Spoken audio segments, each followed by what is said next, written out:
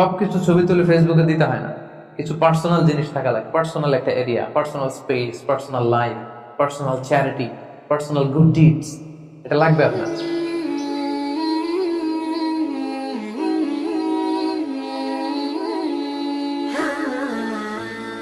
السلام عليكم ورحمة الله وبركاته نحمده ونصلي على رسوله الكريم أما بعد فأعوذ بالله من الشيطان الرجيم بسم الله الرحمن الرحيم মহান আল্লাহ রাব্বুল ইজ্জা ওয়াল জালালের দরবারে আমরা শুকরিয়া জ্ঞাপন করছি যে আল্লাহ তাআলা আজকে আমাদেরকে এশার সালাতের পরে এরকম চমৎকার একটি সোশ্যাল গ্যাদারিংয়ে একত্রিত হওয়ার তৌফিক এনায়েত করেছেন। আমরা শুরুতেই ফরমালি আল্লাহ তাআলাকে থ্যাঙ্কস জানাই, শুকরিয়া জানাই। আমরা সবাই পড়ছি কালিমাতে শুকর, আলহামদুলিল্লাহ। আজকের এই প্রোগ্রামে আমি সহিহ বুখারী থেকে একটি হাদিস আপনাদের সাথে শেয়ার করব, যে হাদিসটিতে আল্লাহ রাসূল সাল্লাল্লাহু আলাইহি ওয়াসাল্লাম 7 শ্রেণীর ব্যক্তিকে কিয়ামতের দিন আল্লাহ তাআলা আরশের ছায়ার নিচে ছায়া দিবেন। এই বিখ্যাত হাদিসটা আপনাদের সামনে উপস্থাপন করার চেষ্টা করব এবং আশা করব যে আপনারা মনোযোগ দিয়ে শুনবেন, যাতে করে শেষে আপনাদের কাছ থেকে আমি 1-2 মিনিটের সামান্য কিছু ফিডব্যাক নিতে পারি যে আপনারা কতটুকু বুঝতে পারলেন। সো মনোযোগটা একেবারে আমার দিকে হবে, হ্যাঁ, ডানে বায়ে কোনো দিকে তাকানো যাবে না। হাদিসটি সহিহ বুখারীতে এসেছে আর হাদিসটির বর্ণনাকারী হচ্ছেন সাইয়েদনা আবু হুরায়রা রাদিয়াল্লাহু তাআলা আনহু। عن أبي هريرة رضي الله تعالى عنه قال قال رسول الله صلى الله عليه وسلم 7 يظلهم الله في ظله يوم لا ظل إلا ظله إمام عادل وشاب نشأ في عبادة الله ورجل قلبه معلق بالمساجد ورجلان تحبا في الله اجتمعا عليه وتفرقا عليه ورجل دعته امرأة ذات منصب وجمال فقال إني أخاف الله ورجل تصدق بصدقة فأخفاها حتى لا تعلم شماله ما تنفق يمينه ورجل ذكر الله خاليا ففاضت عيناه رواه البخاري। এটা হচ্ছে হাদিসের টেক্সট। তো আবু হুরায়রা রাদিয়াল্লাহু তাআলা আনহু বর্ণনা করেন যে আল্লাহ রাসূল সাল্লাল্লাহু আলাইহি ওয়াসাল্লাম তিনি বলেছেন 7 শ্রেণীর ব্যক্তিকে, 7 ধরনের ব্যক্তিকে আল্লাহ তাআলা কিয়ামতের দিন in the day of judgement তার আরশের নিচে ছায়া দিবেন। যেদিন আল্লাহর আরশের ছায়া ছাড়া আর কোনো ছায়া থাকবে না। এর মধ্যে প্রথম শ্রেণী হচ্ছে ইমামুন আদিল, মানে the just ruler, the just king, ন্যায়পরায়ণ শাসক। প্রথম শ্রেণী হচ্ছে ন্যায়পরায়ণ শাসক বা রাষ্ট্রপ্রধান। 2 নম্বর হচ্ছে ওয়াশাবুন নাশা ফি ইবাদাতিল্লাহ, এমন যুবক যে তার যৌবনটাকে আল্লাহর ইবাদতে কাটিয়েছে। 3 নম্বর হচ্ছে ওয়ারাজুলুন কলবুহু মুআল্লাকুন বিল মাসাজিদ, এমন ব্যক্তি যার হৃদয়টা সবসময় মসজিদের সাথে লেগে থাকে, মসজিদের সাথে ঝুলে থাকে। 4 নম্বর হচ্ছে ওয়ারাজুলান তাহাব্বা ফিল্লাহ ইজতামা আলাইহি ওয়া তাফাররাকা আলাইহি, এমন 2 ব্যক্তি যারা একে অপরকে আল্লাহর জন্য ভালোবাসে, পৃথক হলেও আল্লাহর জন্য ভালোবাসাটা বজায় থাকে, একসাথে থাকলেও আল্লাহর জন্য ভালোবাসাটা বজায় থাকে। 5 নম্বরে হচ্ছে এমন ব্যক্তি দাআতহুম ইমরাআতুন যাতু মানসিবিন ওয়া জামাল, এমন ব্যক্তি যাকে সম্ভ্রান্ত বংশের খুব সুন্দরী রূপসী ভেরি বিউটিফুল লেডি একজন নারী তাকে পাপ কাজের জন্য আহ্বান করেছে, কিন্তু সেই পাপ কাজে সাড়া না দিয়ে প্রত্যাখ্যান করে বলেছে ইন্নী আখাফুল্লাহ, আমি এই কাজ করতে পারবো না, কারণ আমি ভয় পাই একজনকে, তিনি কে? আমি আল্লাহকে ভয় পাই।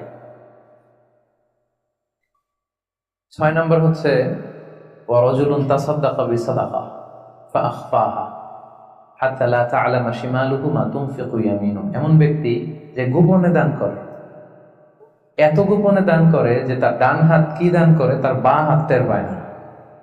সুবহানাল্লাহি ওয়া বিহামদিহি।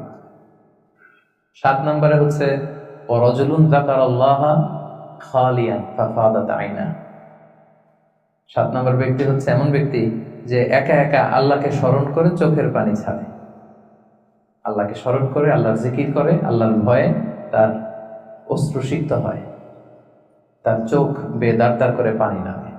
এই 7 শ্রেণীর ব্যক্তিকে আল্লাহ তাআলা আরশের নিচে ছায়া দিবেন, যেদিন কোনো ছায়া থাকবে না। এই হচ্ছে হাদিসের সরল বঙ্গানুবাদ। হাদিসটি সহিহ বুখারীতে এসেছে। হাদিসের টেক্সট থেকে পরে যে সহজ সরল বঙ্গানুবাদ করলাম, এটা আপনাদের মোটামুটি বুঝে আসছে না? বুঝে এসেছে। এরপরে ব্যাখ্যা করলে আরো ভালো বুঝতে পারবে।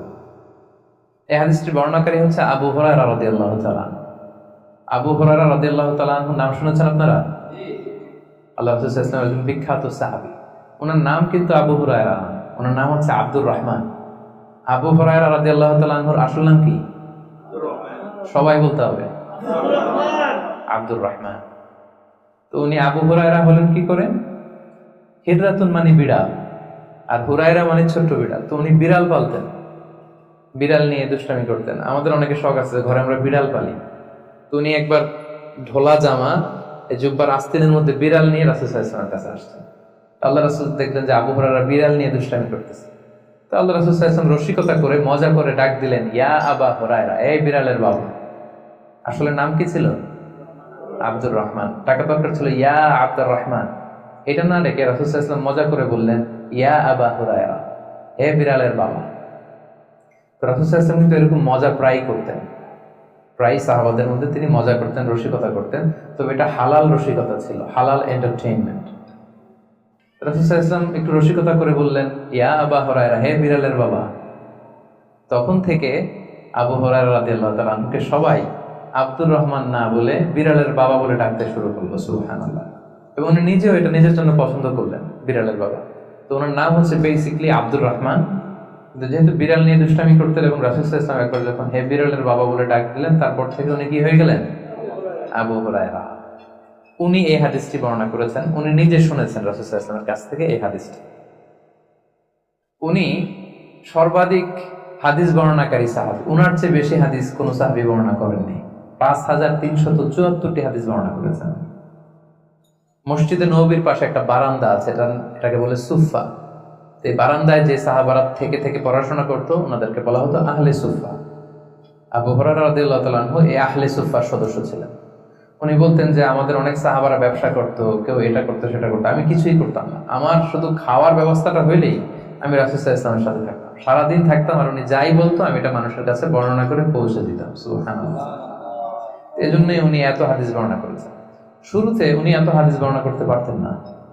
উনি একবার বললেন, ইয়া রাসূলুল্লাহ সাল্লাল্লাহু আলাইহি সাল্লাম, আসমা'ু মিনকা হাদিসান কাসীরান, আমি তো আপনার কাছ থেকে অনেক হাদিস শুনি, ফালা আহফাজ, কিন্তু এগুলো আমার মনে থাকে না, কি করব? আল্লাহ রাসূল সাল্লাল্লাহু আলাইহি ওয়াসাল্লাম বললেন, উবসুত রিদাক, তুমি তোমার চাদরটা বিছিয়ে দাও। আবু হুরায়রা রাদিয়াল্লাহু তাআলা চাদর বিছিয়ে দিলেন। রাসূল সাল্লাল্লাহু আলাইহি ওয়াসাল্লাম ওই চাদরের মধ্যে এরকম হাত বুলিয়ে দিলেন, বললেন এবার এটা গায়ে দাও। এটা গায়ে দেওয়ার পর থেকে উনি বললেন, এরপর থেকে জীবনে যত হাদিস শুনেছি আল্লাহ রাসূল সাল্লাল্লাহু আলাইহি ওয়াসাল্লামের মুখ থেকে একটাও ভুলি নাই, একটাও ভুলিনি। রাসূল সাল্লাল্লাহু আলাইহি ওয়াসাল্লামের দোয়ার বরকত, রাসূল সাল্লাল্লাহু আলাইহি ওয়াসাল্লামের দোয়ার বরকতটা এরকম ছিল, উনি যদি কোনো লোনা পানির কুয়ার মধ্যে ওযু করে কুলির পানি ফেলতেন, ওটা মুহূর্তের মধ্যে মিঠা পানির কুয়া হয়ে যেত। গাছের মধ্যে ফল ধরে না, রাসূল সাল্লাল্লাহু আলাইহি ওয়াসাল্লাম টাচ করলে এর পরের বছর ফল হতে হতে একেবারে সয়লাব। আনাস রাদিয়াল্লাহু তাআলা আনহুর জন্য একবার দোয়া করে দিয়েছিলেন, আল্লাহ তাকে সন্তান বেশি দাও, তাকে সম্পদ বেশি দাও। তো সন্তানের দোয়া এত কাজে লাগছে, ওনার সব মিলে 82 জন সন্তান ছিল, 80 জন ছেলে 2 জন মেয়ে। আর উনি বলতেন যে আমার এমন খেজুরের বাগান ছিল, মদিনার সবার খেজুরের বাগান বছরে খেজুর দিত একবার, আমার খেজুরের বাগানে বছরে খেজুর হতো 2 বার। রাসূল সাল্লাল্লাহু আলাইহি ওয়াসাল্লামের দোয়ার বরকত। মদিনার অনেক নবজাতক সন্তানদের মাথায় চুল গজায় না, রাসূল সাল্লাল্লাহু আলাইহি ওয়াসাল্লাম কোনো নবজাতক সন্তানের মাথায় হাত বুলিয়ে দিলে মাথার চুল তাড়াতাড়ি বড় হয়ে যেত। বারাকা। রাসূল সাল্লাল্লাহু আলাইহি ওয়াসাল্লাম হাত বুলিয়ে দিলেন, ওই হাত বুলানো চাদর আবু হুরায়রা রাদিয়াল্লাহু তাআলা আনহু গায়ে পড়লেন, আর ভুলে না কিছু, আর কিছু ভুলে না। অনেক ওরিয়েন্টালিস্টরা আবু হুরায়রা রাদিয়াল্লাহু তাআলা আনহুর এই হাদিস বর্ণনার ব্যাপারে সাসপিশন ছড়ায়, সন্দেহ ছড়ায় যে উনি এত হাদিস শুনলো কবে? একজন মানুষকে এত হাদিস কারো কাছ থেকে শুনে মনে রাখতে পারে নাকি? আপনারা আমার যত কথা শুনেন কয়টা মনে রাখতে পারবেন? তারা সন্দেহ ছড়ায় যে আবু হুরায়রা এগুলো নিজ থেকে মনে হয় বলেছে। আসলে না, কখনো না, নেভার। উনি রাসূল সাল্লাল্লাহু আলাইহি ওয়াসাল্লামের কাছ থেকে যেমনটি শুনেছে ঠিক তেমনটি বলেছে। এবং এটা হচ্ছে রাসূল সাল্লাল্লাহু আলাইহি ওয়াসাল্লামের দোয়ার বরকত, ওই যে চাদরে হাত তুলে দিয়েছে। তাহলে হাদিসের যে বর্ণনাকারী আবু হুরায়রা রাদিয়াল্লাহু তাআলা আনহু, ওনার ব্যাপারে একটা ছোটখাটো ধারণা পেয়ে গেলেন না আপনারা? এবার আমরা হাদিসে চলে যাই। আল্লাহ রাসূল সাল্লাল্লাহু আলাইহি ওয়াসাল্লাম বলেছেন, সাবআতুন ইউযিল্লুহুমুল্লাহু ফি যিল্লিহি ইয়াওমা লা যিল্লা ইল্লা যিল্লুহু, 7 শ্রেণীর ব্যক্তিকে আল্লাহ তাআলা আরশের নিচে ছায়া দিবেন, যেদিন আরশের ছায়া ছাড়া আর কোনো ছায়া থাকবে না।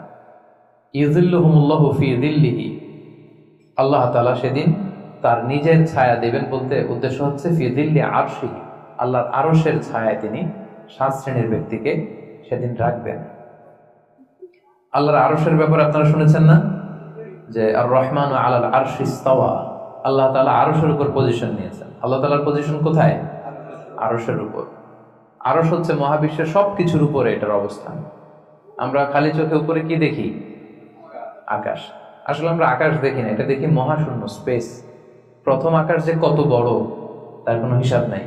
এই যে পৃথিবী থেকে সূর্য 13 লক্ষ গুণ বড়, পুরো পৃথিবীটাই তো আমাদের দেখার সুযোগ হয়নি। এই পৃথিবীর চেয়ে নাকি এবার সূর্য কয় গুণ বড়? Can you imagine that? 13 লক্ষ গুণ বড়। সূর্যের চেয়ে এরকম কোটি কোটি গুণ বড় তারা আছে। এরকম বিলিয়ন বিলিয়ন তারা নিয়ে আমাদের গ্যালাক্সির নাম হচ্ছে মিল্কি ওয়ে। এটার পরে আরেকটা গ্যালাক্সি সবচেয়ে কাছের অ্যান্ড্রোমেডা, ওটা আরো বড়। ওইখানে বিলিয়ন বিলিয়ন ট্রিলিয়ন গ্যালাক্সি। এরকম প্রত্যেকটা গ্যালাক্সি ঘুরছে, প্রত্যেকটা তারা তাওয়াফ করছে মহাশূন্যে। এরকম হাজার কোটি তারা নিয়ে আমাদের প্রথম আকাশের মহাশূন্য। প্রথম আকাশ কিন্তু অনেক উপরে। এই যে নাসার বিজ্ঞানীরা, অমুক বিজ্ঞানীরা রকেট দিয়ে এখানে যায় ওখানে যায়, এরা প্রথম আকাশের 1 কোটি ভাগের 1 ভাগও এখন অর্জন করতে পারেনি। ওই প্রথম আকাশের পরে হচ্ছে দ্বিতীয় আকাশ। ওই দ্বিতীয় আকাশের তুলনায় প্রথম আকাশটা কত ছোট শুনেন। আপনার হাতের আংটি যদি আপনি বিশাল মাঠের মধ্যে ছেড়ে দেন, একটা মরুভূমির মধ্যে ফেলে দেন, পুরো মাঠের তুলনায় হাতের আংটি যত ছোট, আল্লাহর দ্বিতীয় আসমানের তুলনায় আল্লাহর প্রথম আসমানটা ঠিক তত ছোট। দ্বিতীয় আসমান আরো বড়, তৃতীয়টা আরো বড়। যত উপরে ঊর্ধ্বাকাশের যত কাহিনী একটার চেয়ে একটা বড়, এরকম 7টা আকাশ। তার উপরে সিদরাতুল মুনতাহা, বর্ডার এরিয়া। তার উপরে লা জামান লা মাকান, ওইখানে সময়ের হিসাব নাই, স্পেস নাই, সময় নাই। কারণ আল্লাহর সময় দিয়ে বাঁধা যায়? আমাদের জন্য বসতে জায়গা লাগে, আল্লাহর পজিশনের দিকে জায়গার প্রসঙ্গটা আসে না। কারণ লাইসা কামিসলিহি শাই, উনি কারো মতো না, উনি উনার মতো। ওয়ালাম ইয়াকুল্লাহু কুফুয়ান আহাদ, তার মতো কেউ নাই। তো তিনি কার মতো? তিনি তার মতো। তার মতো কেউ নাই, তো তিনি কার মতো? তিনি তার মতো। তার উপরে হচ্ছে আল্লাহর কুরসি, তার উপরে আল্লাহর আরশ, সেখানে আল্লাহর পর্দা। এই পর্দার পেছনে আল্লাহ তাআলার সত্তা। আমাদের বাড়ির পর্দাগুলো কি দিয়ে তৈরি বলেন তো? কাপড় দিয়ে। আল্লাহর পর্দাগুলো আলো দিয়ে তৈরি, নূরের পর্দা। পর্দাটাই আলো।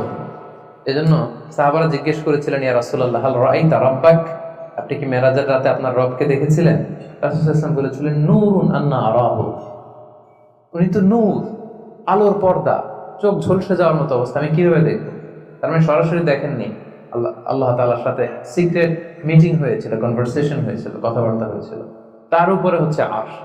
ওই আরশের ছায়ার নিচে কিয়ামতের ময়দানে আল্লাহ তাআলা 7 শ্রেণীর ব্যক্তিকে স্থান দিবেন।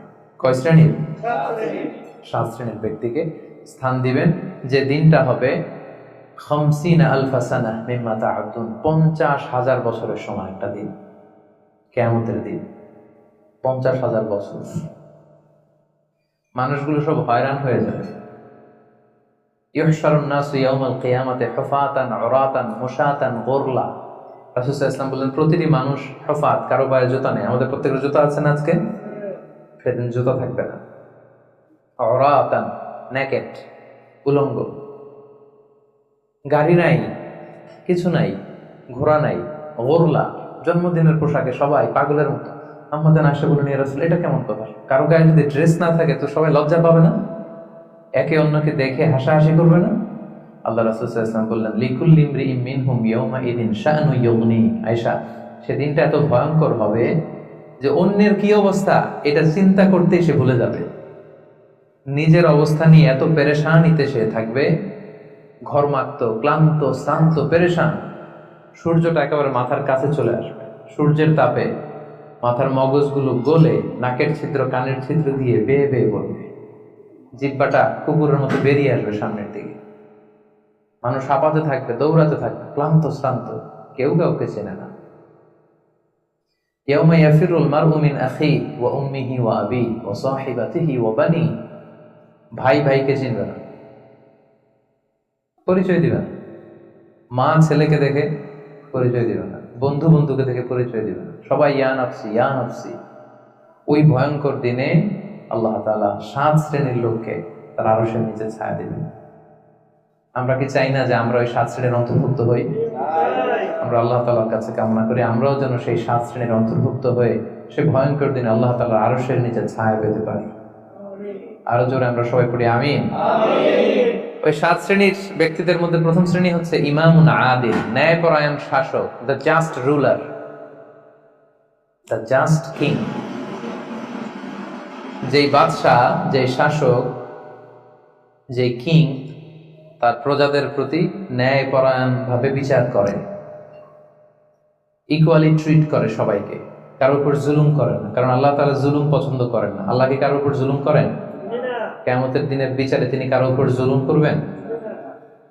আল্লাহ তাআলা বলেন ইন্নী হারামতু যুলমা আলা নাফসি, আমি আমার উপর জুলুমকে হারাম করেছি, ফালা তাযালামু, তাই তোমরাও তোমাদের উপর জুলুম করো না, খবরদার। আয-যুলমু যুলুমাতুন ইয়াউমাল কিয়ামা, যারা পৃথিবীর বুকে কারোর উপর জুলুম করবে, এই জুলুমটা জুলুমাত হয়ে, অন্ধকার হয়ে তার কাঁধে চেপে বসবে কিয়ামতের দিন।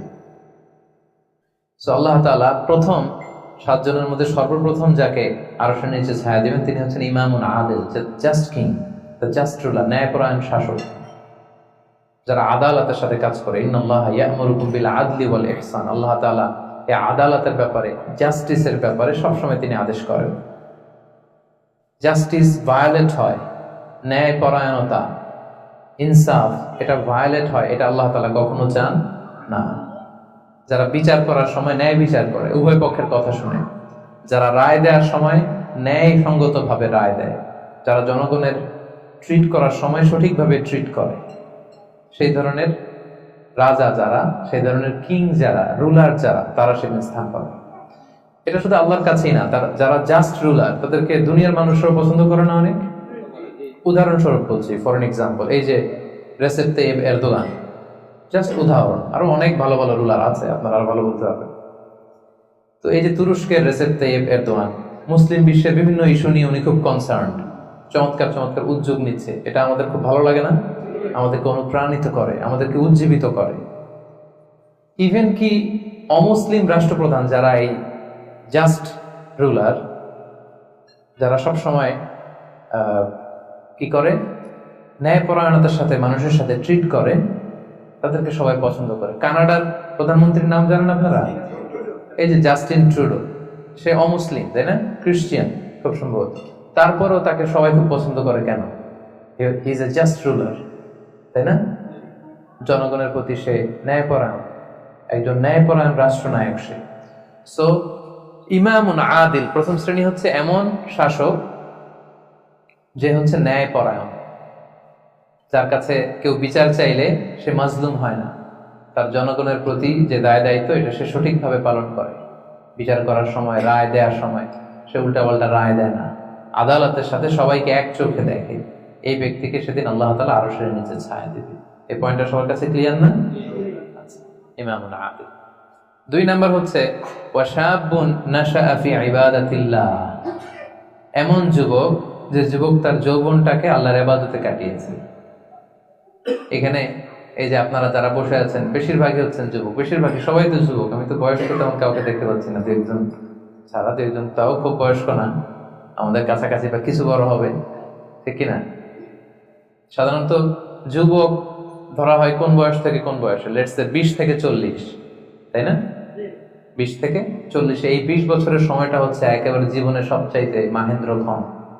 এত শক্তি, সম্ভাবনা, টকবগে যুবক।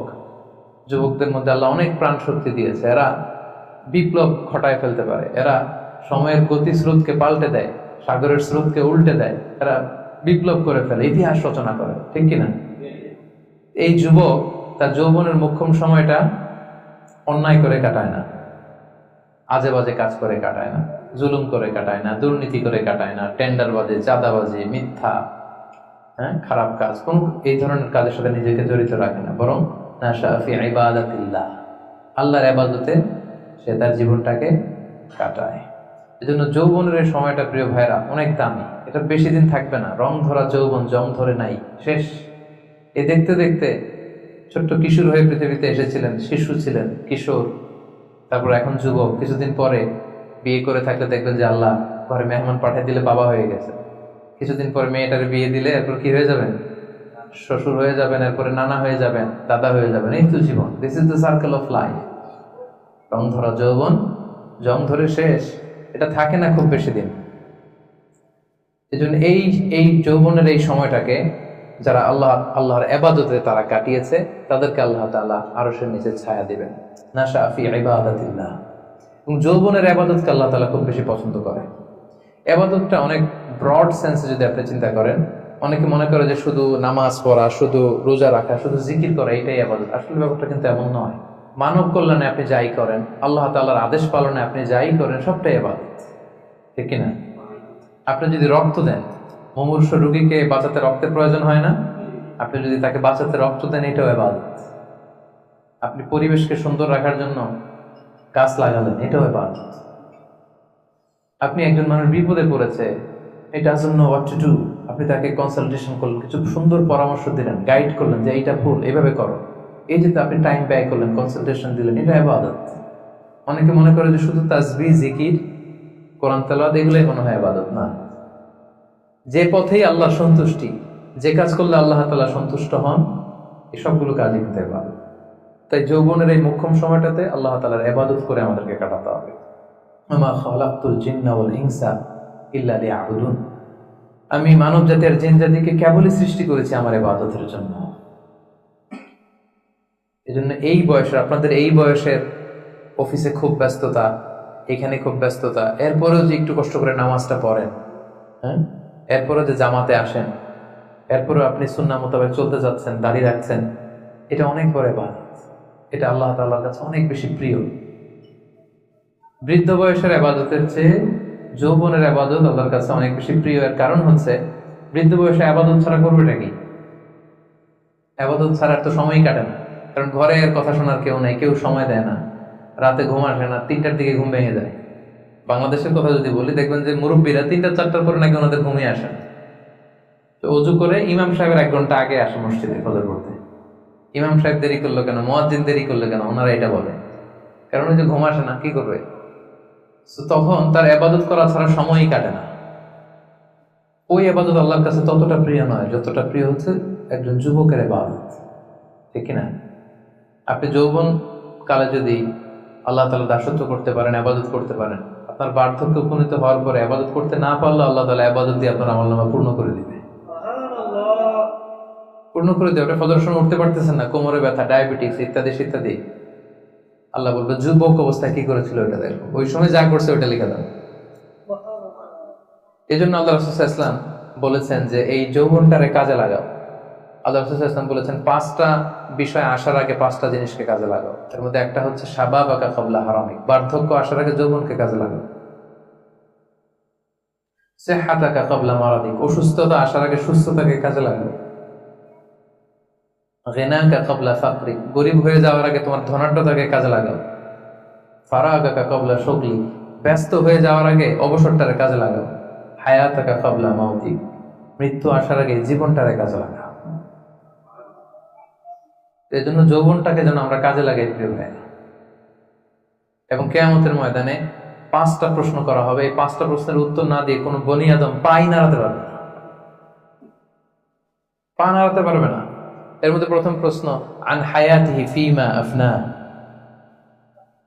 তার জীবনটা সে কোন কাজে লাগিয়েছে। ও আন শাবাবিহি ফিমা আবলা, জীবনের মধ্যে যে যৌবন ছিল ওই সময় কি করছে? ওই সময় কি ইসলামের বিরুদ্ধে তার কাজ করেছে? হারাম কাজগুলোতে সময় ব্যয় করেছে? হারাম ব্যবসা করেছে? হারামের সাথে সম্পৃক্ত ছিল? ইসলাম বিরোধী গোষ্ঠীর সাথে সম্পৃক্ত ছিল? আপনাকে জিজ্ঞেস করা হবে যে এই যৌবনের সময়টা আপনি কি কাজে লাগিয়েছেন, নাকি ইসলামের পক্ষে ছিল, যা করেছে ইসলামের পক্ষে কাজে লেগেছে? সম্পদ কোত্থেকে উপার্জন করেছে, কোথায় ব্যয় করেছে, যতটুকু জেনেছে ততটুকু মেনেছে কিনা? এই 5টা প্রশ্নের উত্তর দেওয়ার আগে বনি আদম কিয়ামতের ময়দানে পাই নাড়াতে পারবে না। এই জন্য দ্বিতীয় শ্রেণী হচ্ছে ওয়াশাবুন নাশাআ ফি ইবাদাতিল্লাহ, এমন যুবক যে তার যৌবনকে আল্লাহর ইবাদতে কাজে লাগিয়েছে। এজন্য যৌবনটাকে যেন আমরা কাজে লাগাই। মনে থাকবে সবার? সবাই কিন্তু আপনারা যুবক, এই সময়টা পাবো না, আমরা মিস করবো কিছুদিন পরে। এই যে কুচকুচে কালো দাড়ি, আপনার কি মনে হয় আজীবন এই কালোই থাকবে? তাহলে আমাদের দাদার গুলা সাদা করলো কে? নানার গুলা সাদা করলো কে? ওই বয়সে যাওয়ার পরে এই কুচকুচে দাড়ি, কালো চুল, এগুলো কি হয়ে যাবে? সাদা হয়ে যাবে। এটাই জীবন। সো সময়টাকে যেন আমরা কাজে লাগাই, আমরা যেন অন টাইমে জামাতের সাথে সালাদগুলো যেন আদায় করি, কোনো হারাম কাজের সাথে যেন আমরা সম্পৃক্ত না হই। খুব হিসেব করে করে আমাদের এই যৌবনের চমৎকার সময়টা যেন আমরা কাজে লাগাই। মনে থাকবে তো ইনশাআল্লাহ? 3 নাম্বার হচ্ছে ওয়ারাজুলুন কলবুহু মুআল্লাকুন বিল মাসাজিদ। এমন ব্যক্তি যার হৃদয়টা সবসময় মসজিদের সাথে ঝুলে থাকে, মসজিদের সাথে সবসময় লেগে থাকে, মসজিদের সাথে সম্পৃক্ত, মসজিদ ছাড়া আর কিছু ভালো লাগে না। এরকম কিছু টাইপ লোক আছে না? মসজিদ থেকে নামাজ পড়ে চলে আসছে বাসায়, কিন্তু মন ভরে আছে কই? মসজিদে। আমাদের অনেকের যায় মসজিদে কিন্তু মন থাকে কই? বাড়িতে। উল্টা হয়ে যায় আর কি। উল্টা যেন না হয়। অনেকে দেখবেন যে জোহরের নামাজ পড়ে বাসায় আসছে, বাট মনটা পড়ে আছে মসজিদে। এই 3 নাম্বার ব্যক্তি হচ্ছে রাজুলুন কলবুহু মুআল্লাকুন বিল মাসাজিদ। 3 নাম্বার ওই ব্যক্তিকে আল্লাহ আরশের নিচে জায়গা দিবে যার হৃদয়টা মসজিদের সাথে লেগে থাকে। আর মসজিদ খুব ভালো লাগে। জোহর পরে বাসায় আসে কিন্তু মনটা পড়ে থাকে মসজিদে, ভাবে যে আসরটা পড়তে কখন যাব। আবার আসরের সময় যে যখন বের হয় মনে মনে ভাবে মাগরিবের সময় আমি কই থাকবো, আশেপাশে সূরাও থাকবে কিনা, মসজিদের জায়গা থাকবে কিনা, নামাজটা জামাতে হবে কিনা, একটা টেনশন, একটা পেরেশানি, সবসময় মসজিদের দিকে মনটা লেগে থাকে সবসময়। এই ধরনের লোককে আল্লাহ তাআলা সেদিন তার আরশের নিচে ছায়া দিবেন। একটা হাদিস আল্লাহ রাসূল সাল্লাল্লাহু আলাইহি ওয়াসাল্লাম বলেছেন যে মান গাদা ইলাল মসজিদি আও রাহা আ'আদাল্লাহু লাহু নুজুলান ফিল জান্নাতি কুল্লামা গাদা আও রাহা। সকাল সন্ধ্যা যে ব্যক্তি সবসময় মসজিদে যায়, যতবার সে মসজিদে যাবে ততবার আল্লাহ তাআলা জান্নাতের মধ্যে তার জন্য স্পেশাল একটা অ্যাপার্টমেন্ট তৈরি করবেন, স্পেশাল একটা বানকুয়েট হল তৈরি করবেন। যে এরকম বানকুয়েট হল যেখানে তার হসপিটালিটি, তাকে আপ্যায়নের জন্য ফেরেশতারা বসে থাকবে। আল্লাহু আকবার। এজন্য মসজিদের সাথে যেন আমরা আমাদের সম্পর্কটাকে গড়ে তুলি। যদিও এই কোভিডের কারণে মসজিদে যাওয়ার সুযোগ খুব একটা আমাদের হচ্ছে না। আমি জানি না আপনাদের এলাকাগুলোতে কি অবস্থা, যেতে পারেন না। আমি নিজেও অনেকদিন মসজিদে নামাজ পড়তে পারছি না। মাঝে মাঝে আমাদের ইউনিভার্সিটিতে যেতাম জুমার সালাতে, এখন সেটাও যাওয়া যায় না, সুযোগ নাই। একটা সময় ছিল অনেকে যায়নি, এখন মসজিদের দরজাগুলো বন্ধ। আমার মোহতারাম মরহুম নানা শ্বশুর গোলাম সরোয়ার সাইদি নানা ভাই ইন্তেকাল করেছেন, আপনারা জানেন। উনি চমৎকার একটা আলোচনা করেছিলেন। উনি বলছিলেন যে হে যুবক, তুমি কি এখনো মসজিদে যাবে না? তুমি কি দেখছো না গোটা বিশ্বের মসজিদগুলোতে তালা ঝুলছে? কখন তোমার হুঁশ ফিরবে? আর কবে তুমি নামাজি হবে? এখন তো তুমি চাইলেও যেতে পারবে না, এখন তো চাইলেও যেতে পারছে না, ঠিক কিনা? একটা সময় যাই নাই, অনেকেই যায় নাই।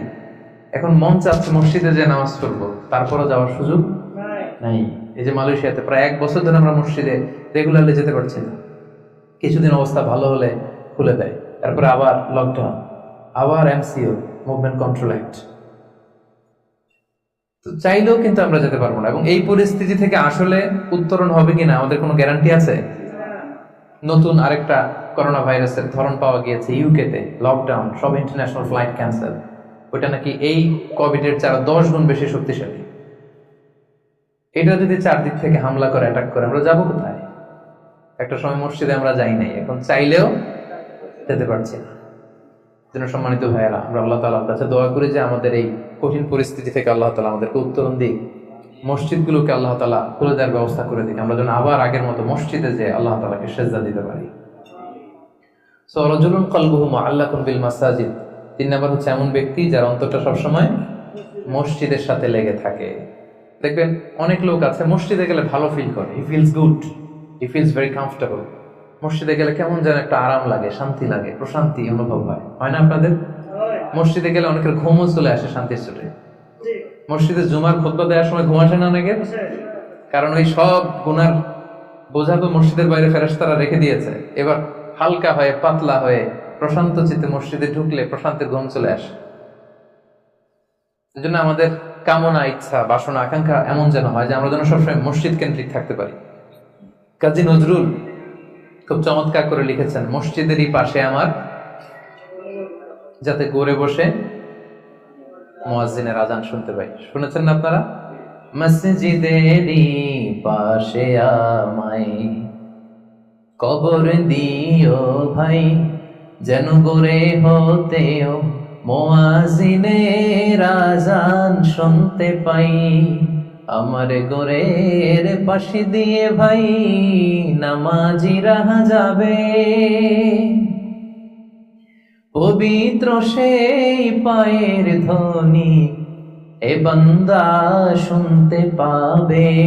গোরাজাব হতে গুনাহগার পাইবে রেহাই। বলেন সবাই, মসজিদেরই পাশে আমায় কবর দিও ভাই, যেন করে হতেও মুয়াজ্জিনের আজান শুনতে পাই। কত মুমিন নামাজি ভাই মসজিদাঙ্গিনাতে আল্লাহর নামের জিকির করে লুকিয়ে গভীর রাতে। আমি তাদের সাথে ওই আল্লাহ নাম জপতে চাই, আল্লাহর নাম জপতে চাই। মসজিদেরই পাশে আমায় কবর দিও ভাই, যেন করে হতেও মুয়াজ্জিনের আজান শুনতে পাই। পড়েন আমিন। অসাধারণ চেতনা, হোয়াট এ স্পিরিট। ঢাকা বিশ্ববিদ্যালয়ের পাশে, খুব সম্ভবত কেন্দ্রীয় লাইব্রেরির পাশে নজরুলের কবরটা আজও আছে। আমি জিয়ারত করেছি একবার, যে পাশে মসজিদ, কেন্দ্রীয় মসজিদ ঢাকা বিশ্ববিদ্যালয়, তার পাশেই নজরুলের কবর। আজান হচ্ছে, লোকেরা দোয়া করছে, কবর জিয়ারত করছে। কি চেতনা ছিল! হৃদয় থেকে দোয়াটা করেছেন, আল্লাহ কবুল করেছেন, আলহামদুলিল্লাহ। রাজুলুন কলবুহু মুআল্লাকুন বিল মাসাজিদ। 3 নম্বর ব্যক্তি হচ্ছে যার হৃদয়টা সবসময় মসজিদের সাথে ঝুলে থাকে, সালাতের সাথে ঝুলে থাকে, সিজদার সাথে ঝুলে থাকে। মসজিদের সাথে সম্পর্ক আমরা বাড়াবো তো এখন থেকে, ইনশাআল্লাহ। রাজি আছেন সবাই? ইনশাআল্লাহ। আচ্ছা, চতুর্থ শ্রেণী হচ্ছে রাজুলানি তাহাব্বা ফিল্লাহ ইজতামা আলাইহি ওয়া তাফাররাকা আলাইহি। এমন 2 ব্যক্তি যারা একে অপরকে আল্লাহর জন্য ভালোবাসে, যারা একে অপরকে আল্লাহর জন্য ভালোবাসে। আল্লাহর জন্য ভালোবাসা, তারা যাই করে আল্লাহর জন্য করে। আমরা একে অপরের সাথে দেখা হলে বলি না, ভাই উহিব্বুকা ফিল্লাহ, আপনাকে আমি আল্লাহর জন্য ভালোবাসি, বলি না? এই যে আল্লাহর জন্য ভালোবাসা, একে অপরকে আল্লাহর জন্য যদি কেউ ভালোবাসে, এই 2 জন লোককে আল্লাহ তাআলা সেদিন আরশের নিচে ছায়া দেবে। হাদিসে কুদসিতে আল্লাহ তাআলা সেদিন বলবেন, আইনাল মুতাহাব্বুনা বিজালালি, আমার জন্য একে অপরকে ভালোবাসছি তারা কোথায়? কোথায় তোমরা যারা আমার জন্য একে অপরকে ভালোবেসেছো, কোথায় তোমরা? আসো। আজকে উযিল্লুকুম ফি যিল্লি ইয়াওমা লা যিল্লা ইল্লা যিল্লি, আজকে আমার আরশের নিচে আমি তোদের ছায়া দিয়ে রাখবো। আজকে আমার দেয়া ছায়া ছাড়া আর কোনো ছায়া নাই। তাই আমরা একে অপরকে যারা আল্লাহর জন্য ভালোবাসবো, তাদেরকে আল্লাহ তাআলা সেদিন আরশের নিচে ছায়া দিবেন। সুবহানাল্লাহ পড়েন। সুবহানাল্লাহ। আল্লাহর জন্য ভালোবাসা কি? যাকে দেখলে আল্লাহর কথা স্মরণ হয়, তার কথা শুনলে আল্লাহর কথা স্মরণ হয়, তার সাথে বসলে আখিরাতের কথা স্মরণ হয়। এমন বন্ধু। আরেকজন আছে, এর সাথে বসলেই শুধু হিন্দি সিনেমার গান, এর সাথে বসলেই শুধু হারাম আলাপ, এর সাথে বসলেই অপ্রয়োজনীয় কথাবার্তা, অন্যের গীবত, চগলখড়ি, ব্যাকবাইটিং, এগুলো। এটা আল্লাহর জন্য তার সাথে সম্পর্ক নয়। তার সাথে সম্পর্কটা আমার আল্লাহর জন্য। আল্লাহ তাআলার কারণে আমি তাকে ভালোবাসি, কারণ সে আল্লাহর বান্দা, সে আল্লাহর প্রিয় বান্দা, সে আল্লাহর আদেশগুলো মেনে চলে। তাহলে একে অপরের ভালোবাসা হবে কার জন্য? আল্লাহর জন্য। ইজতামা আলাইহি, এই ভালোবাসা নিয়েই তারা পৃথিবীতে একত্রিত হয়। ওয়া তাফাররাকা আলাইহি, এবং আল্লাহর উপর ভালোবাসা অবশিষ্ট রেখেই তারা পৃথিবী ত্যাগ করে। এই ধরনের লোককে আল্লাহ তাআলা সেদিন আরশের নিচে ছায়া দিবেন। এজন্য আমাদের সব কাজগুলো যেন প্রিয় ভাই একমাত্র আল্লাহর খুশির জন্য হয়। দুনিয়ার লোভের জন্য, দুনিয়ার স্বার্থের জন্য কোনো কাজ করা যাবে না। আপনি যদি দুনিয়ার স্বার্থের জন্য কোনো কাজ না করে শুধু আল্লাহর খুশির জন্য করেন, দুনিয়ার স্বার্থ এমনি উদ্ধার হয়ে যাবে, আই গ্যারান্টি। আপনি কয়েকদিন প্র্যাকটিস করে দেখেন যে যেটাই করব আমার আল্লাহ এই কাজে সন্তুষ্ট কিনা, এটা আপনি দেখে করেন, দেখবেন দুনিয়ার সবকিছু আপনার হাতের মুঠোয় চলে আসবে। ওটা দুনিয়াটা আপনার হাতের মুঠোয় আসবে যদি আল্লাহকে আপনি এইখানে স্থান দেন। আর দুনিয়াটারে এখানে স্থান দিলে গোটা দুনিয়া আপনাকে অপমান করে ছাড়বে, ঠিক কিনা? এজন্য আমাদের ভালোবাসা যেন হয় শুধু কার জন্য? আল্লাহ রাসূল সাল্লাল্লাহু আলাইহি ওয়াসাল্লামকে আল্লাহ তাআলা আদেশ করেছে, হে নবী আপনি বলে দেন, কুল ইন্না সলাতি ওয়া নুসুকি ওয়া মাহইয়ায়া ওয়া মামাতি লিল্লাহি রাব্বিল আলামিন। হে নবী আপনি বলে দিন, আমার সালাত, আমার যাকাত, আমার রোজা, আমার হজ সবকিছু একজনের জন্য, তিনি কে? আল্লাহ। তাই আমাদের একে অপরের ভালোবাসাটা কার জন্য? আমি আপনাদেরকে আল্লাহর জন্য ভালোবাসি, এই যে আপনারাও আমাকে আল্লাহর জন্য ভালোবাসেন। তাহলে আমরা কিন্তু এই 7 শ্রেণীর ক্যাটাগরির মধ্যে পড়ে গেছি। আলহামদুলিল্লাহ করবেন না? তাহলে একে অপরকে কার জন্য ভালোবাসবেন? দুনিয়ার স্বার্থে? No, never. একজনের খুশির জন্য, তিনি কে? একে অপরকে যখন ইমানি ভাইকে, দিনী ভাইকে যখন কেউ আল্লাহ তাআলার জন্য ভালোবাসে, এই ব্যক্তিদেরকে আল্লাহ তাআলা সেদিন তার আরশের নিচে ছায়া দিবেন। তাহলে কয়টা গেল 7টার মধ্যে থেকে? কয়টা মনে আছে তো? আর কয়েক মিনিট বলি না? আচ্ছা, 5 নাম্বার হচ্ছে ওয়ারাজুলুন দাআত ইমরাআতুন যাতু মানসিবিন ওয়া জামাল। এমন লোক, দাআত ইমরাআতুন যাতু মানসিবিন ওয়া জামাল, এমন ব্যক্তি যাকে কোনো সম্ভ্রান্ত, ডিগনিফাইড এন্ড প্রেস্টিজিয়াস ফ্যামিলির খুব দেখতে সুন্দর, গর্জিয়াস, বিউটিফুল কোনো লেডি তাকে পাপ কাজের জন্য আহ্বান করলো, বিবাহ বহির্ভূত সম্পর্কের জন্য, দৈহিক সম্পর্কের জন্য আহ্বান করলো, এবং সে চাইলেই এই অশ্লীল কাজে, এই ব্যভিচারে, এই পাপ কাজে জড়িত হয়ে যেতে পারত, কিন্তু সে সেটা করেনি, সুযোগ পেয়েও এই কাজ করেনি, বরং সে সাহসিকতার সাথে বলেছে, ইন্নী আখাফুল্লাহ, আমার পক্ষে এই প্রপোজাল, এই প্রস্তাব মেনে নেওয়া সম্ভব নয়, কারণ আমি একজনকে ভয় করি, তিনি কে? যাদের হৃদয়ে আল্লাহর ভয় আছে তাদের দ্বারা এই পাপ কাজ করা সম্ভব? সম্ভব না। ইন্নী আখাফুল্লাহ, আমি আল্লাহ তাআলাকে ভয় করি। জুলাইখা যখন ইউসুফ আলাইহিস সালামের প্রেমে মত্ত হয়ে, পাগল হয়ে নিজেকে প্রেজেন্ট করেছিল যে ইউসুফ আমি তোমার প্রেমে পাগল, পৃথিবীর কেউ টের পাবে না, 7টা তালা মেরেছে দরজায়, এই রাজপ্রাসাদের সিক্রেট রুম, আসো আমরা একে অপরের সাথে এই কাজে লিপ্ত হই।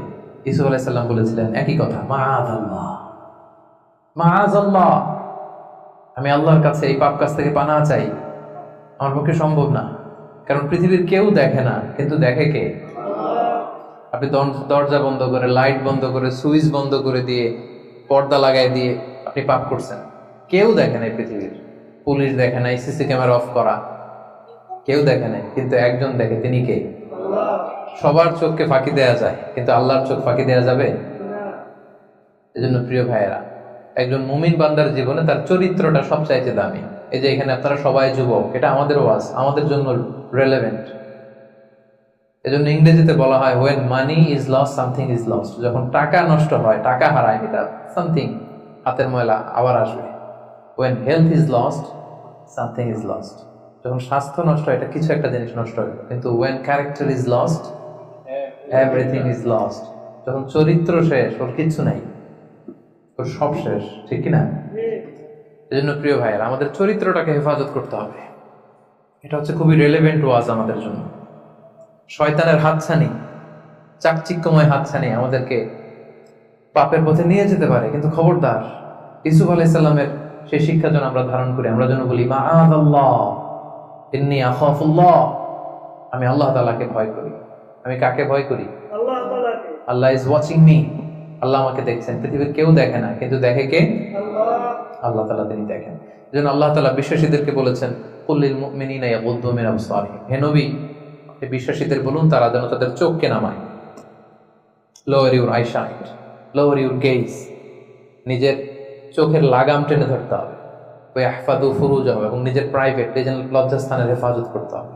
আল্লাহ রাসূল সাল্লাল্লাহু আলাইহি ওয়াসাল্লাম বলেছেন, মাইয়াদমান লি মা বাইনা লিহিয়াইহি ওয়া মা বাইনা রিজলাইহি আদমান লাহুল জান্নাহ। একটু খেয়াল করে শুনেন, আল্লাহ রাসূল বলেছেন, আমার যে উম্মত আমাকে 2টা অঙ্গের গ্যারান্টি দিবে যে এই 2 অঙ্গ দিয়ে সে কোনো পাপ করবে না, তাহলে ওই উম্মতকে আমি জান্নাতের গ্যারান্টি দিয়ে দিলাম।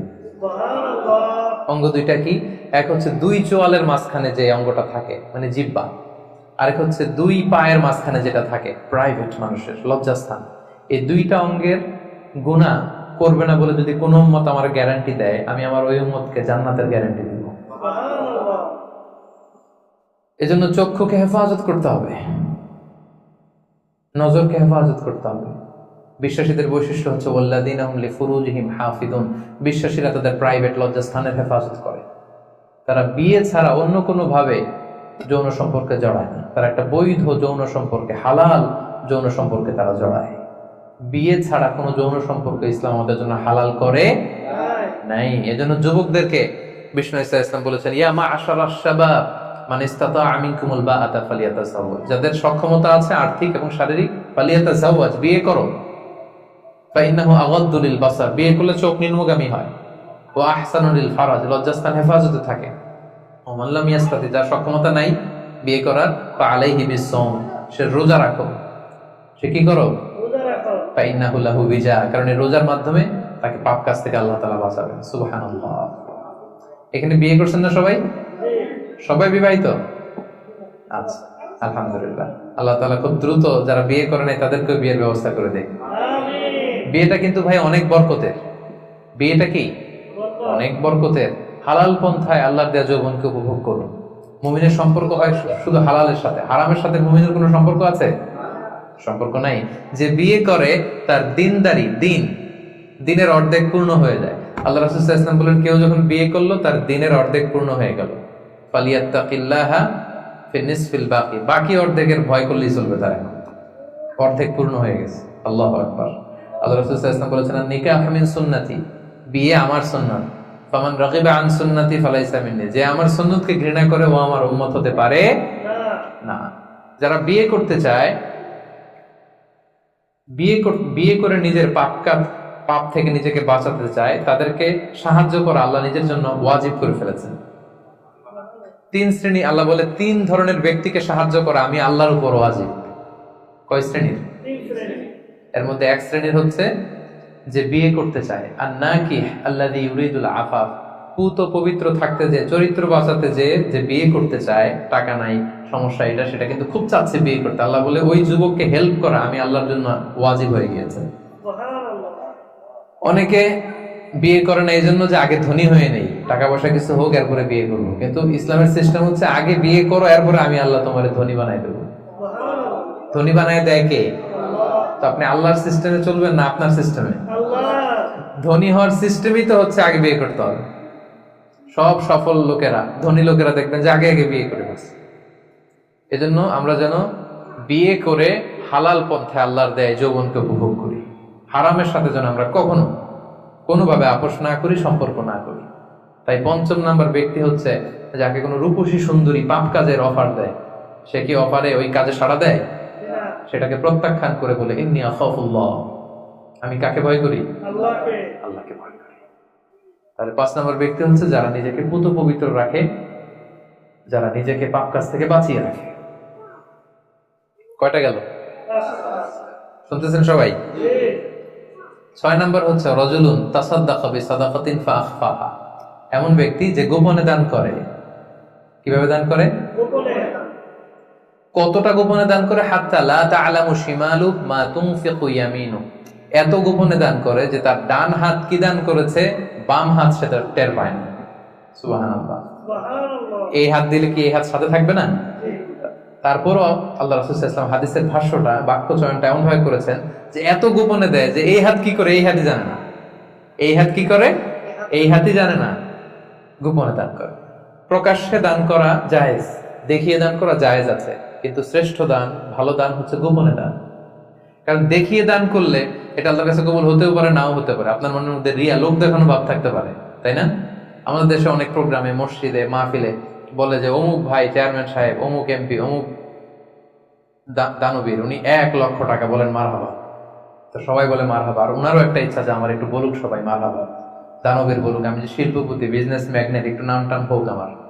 এই যে নাম হোক, একটু নাম ফুটানোর মানসিকতা নিয়ে যে 1 লক্ষ টাকা দান করলো, 1টি টাকা আল্লাহর কাছে কবুল হয়নি। কারণ লোক দেখানো মানসিকতা নিয়ে করলে এটা আল্লাহ কবুল করে না। কারণ ওইখানে সে 2 জনের সন্তুষ্টি চাচ্ছে, লোকেও ভালো বলুক, আল্লাহও ভালো বলুক। নো, আল্লাহ এটা নেবেন। শিরক করে ফেলছেন। শিরক মানে আল্লাহর সাথে যদি কাউরে আবার সাথে চান, আপনি অন্য কাউকে চাইতে পারবেন না, দেখাতে হবে একজনকে, তিনি কে? এটাকে বলা হয় শিরকুল আসগার, ছোট শিরক। লৌকিকতা, লোক দেখানো মানসিকতা, এটা ছোট শিরক, বড় শিরক না, এটা ছোট শিরক। তো এই লৌকিকতার মানসিকতা আমাদেরকে বন্ধ করতে হবে। অনেক দানবীর দানশীল ব্যক্তি কিয়ামতের দিন জাহান্নামে যাবে। আল্লাহ বলবে যাও, go to the hell fire, জাহান্নামে যাও। সে বলবে আল্লাহ আমি তো কোটি কোটি টাকা দিয়েছি, ইয়াতিমখানা করলাম, মসজিদ করলাম, এটা করলাম, চ্যারিটি ফাউন্ডেশন করলাম, এত দান সাদকা করার পরে আমি জাহান্নামে যাব? আল্লাহ বলবেন সেটা তুমি করেছো, মানুষ তোমাকে হাতেন তাই বলবে, দানবীর বলবে, তোমাকে বিজনেস ম্যাগনেট বলবে, নাম ফুটানোর জন্য বলছো। তো নাম তো দুনিয়াতে হয়েছে, যেটা চাইছিলে ওটা তো পাইছো, আমার কাছে কি? আমার কাছে তোমার জন্য কিছু নাই, যাও জাহান্নামে যাও। ওইরকম দানশীল যেন আমরা না হই, আল্লাহ আমাদেরকে হেফাজত করুন। গোপনে দান, যদিও সেটা অল্প হয়, কেউ নাই, একটা লোক বসে আছে অন্ধ, আস্তে করে 100 টাকা বের করে দিয়ে দিলেন, কেউ দেখে নাই, দেখার দরকারও নাই। যিনি দেখার দরকার উনি দেখছে, উনি কে? আল্লাহ। মসজিদের দান বাক্স 500 টাকা দিয়ে দিলেন, কেউ দেখে নাই। এটা দুনিয়ার কাউকে খুশি করার জন্য আপনি দেননি, শুধু আল্লাহকে দেখানোর জন্য দিয়েছেন। এই দানটা আল্লাহ খুব পছন্দ করে। সাদাকাতুস সির তুতফিউ গাদাবার রব, গোপন দান আল্লাহর রাগকে প্রশমিত করে, আল্লাহর রাগকে কমিয়ে দেয়। গোপন দান, জন্য এই গোপন দানটা খুবই জরুরি। মুসনাদে আহমদ ইবনে হাম্বলের একটি হাদিস, পৃথিবী যখন আল্লাহ বানালেন, পৃথিবী কাঁপতে আরম্ভ করেছে, হেলে দুলে পড়ছে। আল্লাহ পৃথিবীতে পাহাড় নামিয়ে দিলেন, পাহাড় ঢুকিয়ে দিলেন। পাহাড় যখন প্যারেকের মতো ঢুকিয়ে দিলেন পৃথিবীতে, পৃথিবী আর কাঁপে না, আর ভূমিকম্প হয় না, আর নড়ে না। এই দৃশ্য ফেরেশতারা দেখে তো অবাক, বললেন এই আল্লাহ, পাহাড়ের এত শক্তি যে পৃথিবীর মধ্যে পাহাড় যখন প্যারেকের মতো ঢুকাই দিলেন, পৃথিবী আর কাঁপে না, পৃথিবী একেবারে স্টেবল। ইয়া রাব্বি হাল মিন খালকিকা শাইউন আশাদ্দু মিনাল জিবাল, আল্লাহ আপনার সৃষ্টির মধ্যে পাহাড়ের চাইতে শক্তিশালী কি কিছু আছে? ফেরেশতারা জিজ্ঞেস করছে, আল্লাহ বলেন আছে। কি সেটা? আল হাদিদ, লোহা। আল্লাহ বললেন লোহা পাহাড়ের চাইতে শক্তিশালী, কারণ লোহা দিয়ে পাহাড় কাটা যায়, ঠিক না? লোহার হাতুড়ি দিয়ে পাহাড় কাটা যাবে না? কাটা যাবে। ফেরেশতারা বললেন হে আল্লাহ, হাল মিন খালকিকা আশাদ্দু মিনাল হাদিদ, তাহলে লোহার চেয়েও কি শক্তিশালী কিছু আপনার সৃষ্টিগুলোর মধ্যে আছে? আল্লাহ বললেন আছে, সেটা হচ্ছে আন্নার, আগুন। কারণ আগুনের মধ্যে লোহা ঢেলে দিলে লোহা গলে যায়, তাইলে লোহা শক্তিশালী নাকি আগুন? শক্তিশালী। ফেরেশতারা আবার আশ্চর্য হয়ে বলল, ইয়া রাব্বি হাল মিন খালকিকা শাইউন আশাদ্দু মিনান নার, আল্লাহ আগুনের চাইতে শক্তিশালী কিছু আছে? আল মা, পানি। আল্লাহ বললেন পানি আরো শক্তিশালী, কারণ আগুন দাউ দাউ করে জ্বলে, ওখানে পানি দিলে কি হয়? আগুন থপ করে নিভে যায়। ফেরেশতারা আবার অবাক হচ্ছে, বললেন ইয়া রাব্বি হাল মিন খালকিকা শাইউন আশাদ্দু আলাল মা, পানির চাইতে শক্তিশালী কি কিছু আছে আপনার সৃষ্টির মধ্যে? আল্লাহ বললেন আছে। আর রিহ, বাতাস, কারণ বাতাসের ধাক্কায় পানি একদিক থেকে আরেক জায়গায় যায়। জলের মধ্যে যখন বাতাসের উচ্ছ্বাস হয়, জলোচ্ছ্বাস তৈরি হয়, তাহলে বাতাস আরো শক্তিশালী। ফেরেশতারা বললেন ইয়া রাব্বি হাল মিন খালকিকা আশাদ্দু মিনার রিহ, আল্লাহ বাতাসের চাইতেও কি কোনো শক্তিশালী কিছু এই মহাবিশ্বে আছে? আল্লাহ বললেন আছে। সেটা কে? বনি আদম। এমন বনি আদম যে গোপনে দান করে, এমন বনি আদম যে সিক্রেটলি চ্যারিটি করে, মানুষকে দেখাতে যায়, আস্তে করে 2 টাকা, আস্তে করে 10 টাকা, আস্তে করে 50 টাকা, আস্তে করে 1 লক্ষ টাকার চেক পাঠায় দিল একটা এতিমখানায়, কেউ দেখেনি, দেখাইতেও চায় না। এই লোকটা ওই বাতাসের চাইতে বেশি শক্তিশালী। আল্লাহু আকবার। তাহলে গোপন দান আল্লাহর কাছে এত প্রিয়, যারা গোপনে দান করে তাদেরকে আল্লাহ তাআলা সেদিন আরশের নিচে ছায়া দিবেন। সুবহানাল্লাহ। এজন্য প্রিয় ভাইরা, আমাদের প্রত্যেকের কিছু গোপন আমলের দরকার আছে। গোপন, এটা কাউরে দেখানোর দরকার নেই, সবকিছু মানুষকে দেখাতে হয় না, সবকিছু ছবি তুলে ফেসবুকে দিতে হয় না। কিছু পার্সোনাল জিনিস থাকা লাগে, পার্সোনাল একটা area, personal space, personal life, personal charity, personal good deeds, এটা লাগবে আপনার। এটা আল্লাহ তাআলা বেশি পছন্দ করেন। হাল্লাকা সিররুন ইনদাল্লাহ বাইনাকা আনতা ওয়া বাইনাল্লাহ, এমন কোন গোপন জিনিস তোমার আর তোমার রবের মাঝে আছে যেটা তোমার রব ছাড়া কেউ জানে না? হাল্লাকা সিররুন ইনদাল্লাহ বাইনাকা আনতা ওয়া বাইনাল্লাহ, হাল্লাকা সাদাকাতুন তাখফা লা ইয়ালামুহা ইল্লাল্লাহ, হাল্লাকা সিররুন ইনদাল্লাহ বাইনাকা আনতা ওয়া বাইনাল্লাহ, হাল্লাকা সাদাকাতুন তাখফা লা ইয়ালামুহা ইল্লাল্লাহ। সুবহানাল্লাহ। তোমার আর তোমার রবের মাঝে এরকম গোপন কোনো ডিলিংস আছে যেটা কেউ জানে না? জীবনে কখনো গোপন দান করছো যেটা কেউ দেখেনি? ওইটাই কাজে লাগবে। এজন্য ষষ্ঠ শ্রেণী হচ্ছে ওই ব্যক্তি যে গোপনে দান করে, সিক্রেট চ্যারিটি করে। গোপনে দান করতে রাজি আছেন তো সবাই? নট নেসেসারি যে খুব বিগ অ্যামাউন্ট লাগবে। 1 রিঙ্গিত, কয় রিঙ্গিত? ওইটারে আল্লাহ পেলে পুষে উহুদ পাহাড়ের সমান উঁচু করে আপনার আমল নামায় ঢুকাই দিবে। কটা গেল? 7 নাম্বার হচ্ছে রাজুলুন যাকারাল্লাহা খালিয়ান ফাফাদাত আইনা। যে ব্যক্তি গোপনে আল্লাহর জিকির করে, আল্লাহকে স্মরণ করে আর চোখের পানি ছাড়ে। কি ছাড়ে? চোখের পানি ছাড়ে। আমাদের তো চোখের পানি নামে না। কবে যে শেষ জীবনে কেঁদেছি আমাদের অনেকের মনেই পড়ে না। আরে কবে যেন কাঁদলাম সর্বশেষ? আল্লাহর ভয়ে। এত ব্যস্ত জীবন, এত যান্ত্রিক জীবন, এত বিজি স্ক্যাজুল, আল্লাহর ভয়ে যে নিজের গুনার কথাগুলো স্মরণ করে একটু চোখের পানি ফেলবো এটাই ভুলে গেছি। যারা গোপন ভাবে আল্লাহ তাআলাকে স্মরণ করে চোখের পানি ফেলে, আল্লাহ ওই ব্যক্তিকে আরশের নিচে ছায়া দিবেন। 2 ফোঁটা পানি আল্লাহর কাছে সবচাইতে প্রিয়। এক হচ্ছে জিহাদের ময়দানে রক্তের ফোঁটা, আরেক হচ্ছে অনুতপ্ত বান্দার চোখের পানির ফোঁটা। জাহান্নামের আগুন কি দুনিয়ার আগুনের মতো? অনেক শক্তিশালী। পৃথিবীর কোনো কিছু এটাকে নিভাতে পারে না, কিছু না। শুধু পারে একটা জিনিস, সেটা হচ্ছে চোখের পানি। সেটা কি? চোখের পানি শুধু জাহান্নামের আগুনকে নেভাতে পারে। এজন্য রাসূল সাল্লাল্লাহু আলাইহি ওয়াসাল্লাম আল্লাহ তাআলার কাছে বলতেন, আল্লাহুম্মা ইন্নী আউযু বিকা আন আইনিন লা তাদমা। আল্লাহ, ওই চোখ থেকে আমি পানাহ চাই যে চোখ কাঁদে না, যে চোখ দিয়ে পানি নামে না। এরকম চোখ আমি চাই না আল্লাহ। এমন চোখ আমি চাই যে চোখ তোমার ভয়ে অশ্রু বিসর্জন দেয়। তাহলে সর্বশেষ শ্রেণী হচ্ছে যে ব্যক্তি গোপনে আল্লাহর ডাকে আর আল্লাহর ভয়ে চোখের পানি ছাড়ে। এই 7 শ্রেণীর ব্যক্তিকে আল্লাহ তাআলা সেই ভয়ঙ্কর দিন, যেদিন কোনো ছায়া নাই, গরম, পেরেশান, মানুষ ক্লান্ত শ্রান্ত ঘর্মাক্ত, সে ভয়ঙ্কর দিন আল্লাহ তাআলা আরশের নিচে আমাদেরকে ছায়া দিবেন। আমরা যেন এই 7 শ্রেণীর অন্তর্ভুক্ত হতে পারে, আল্লাহ তাআলা আমাদের তৌফিক দান করুন। আমরা বলি আমিন। আমি আপনাদের বোঝার জন্য আরেকবার করে রিপিট করছি শুধু নামটা। হাদিসের বর্ণনাকারী আবু হুরায়রা রাদিয়াল্লাহু তাআলা আনহু, আল্লাহ রাসূল সাল্লাল্লাহু আলাইহি ওয়াসাল্লাম বলেছেন 7 শ্রেণীর ব্যক্তিকে আল্লাহ তাআলা আরশের নিচে ছায়া দিবেন। এর মধ্যে 1 শ্রেণীর হচ্ছে জাস্ট রুলার, ন্যায়পরায়ণ শাসক, রাষ্ট্রনায়ক। 2 নাম্বার ওয়া শাবুন নাশা ফি ইবাদাতিল্লাহ, এমন যুবক যে তার যৌবনের সময়টাকে আল্লাহর ইবাদতে কাটিয়েছে। 3 নাম্বার ওয়া রাজুলুন কলবুহু মুআল্লাকুন বিল মাসাজিদ, এমন লোক যার হৃদয়টা মসজিদের সাথে লেগে থাকে, খালি মসজিদ পাগল মানুষ। 4 নাম্বার রাজুলান, এমন 2 লোক তাহাব্বা ফিল্লাহ ইজতামা আলাইহি ওয়া তাফাররাকা আলাইহি, আল্লাহর জন্য একে অপরকে ভালোবাসে। 5 নাম্বার এমন লোক যাকে কোনো নারী, সুন্দরী রূপসী নারী পাপ কাজের অফার দেয়, সে অফার নেয় না, সে প্রত্যাখ্যান করে, রিজেক্ট করে দিয়ে বলে আমি আল্লাহকে ভয় পাই। 6 নাম্বার যে গোপনে দান করে, সিক্রেট চ্যারিটি করে, লোক দেখানো দান নয়।